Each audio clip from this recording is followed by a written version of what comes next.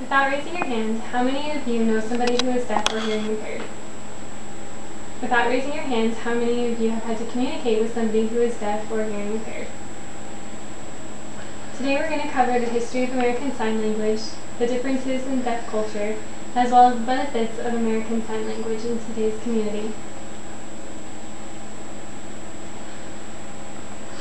Thomas Hopkins Gallaudet was the original founder of American Sign Language. In 1815, when he failed to secure a position as a minister, he was at a crossroads in his life. It was at this point when he met Alice Cogswell, a local physician's daughter who is deaf. He decided that he would probably be able to help Miss Cogswell to be able to communicate.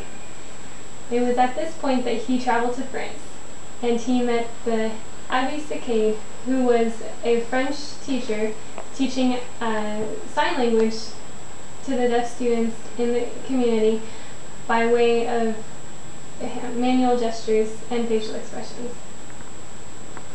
Mr. Gallaudet learned from Mr. Sicade, and then he traveled back to America.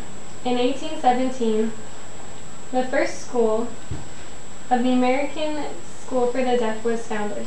Alice Cogswell was one of the first students.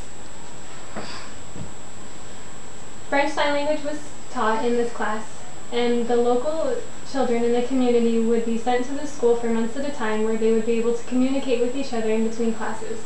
It was during this communication and socialization that American Sign Language was really founded, since French Sign Language was what was taught in the classrooms. There's a difference between being deaf and hearing impaired. Someone who is hearing impaired or hard of hearing is someone who is still able to hear, but yet is not able to hear completely without the aid of hearing aids or cochlear implants. A deaf person is someone who is born completely without the ability to hear. The difference between prelingual and postlingual deafness is at the point or age when deafness occurred.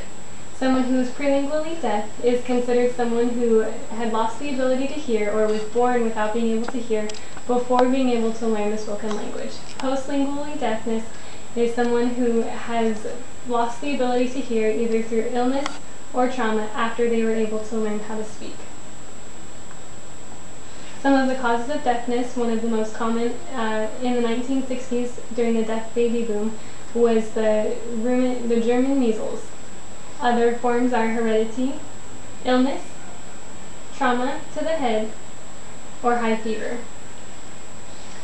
In the deaf community, there's two different kinds of deaf. There's big deaf and little d deaf. If you are a little d deaf person, you are somebody who is a part of the generic population. If you're a big D deaf person, you are somebody who is a member of the cultural and linguistical community using American Sign Language as your primary form of communication. Some of the benefits of learning or teaching your children ASL, American Sign Language, is that it helps to create your children in an early age ways of communication. Statistics show that babies between the ages of 6 and 7 months are able to mimic or copy you and form a sign.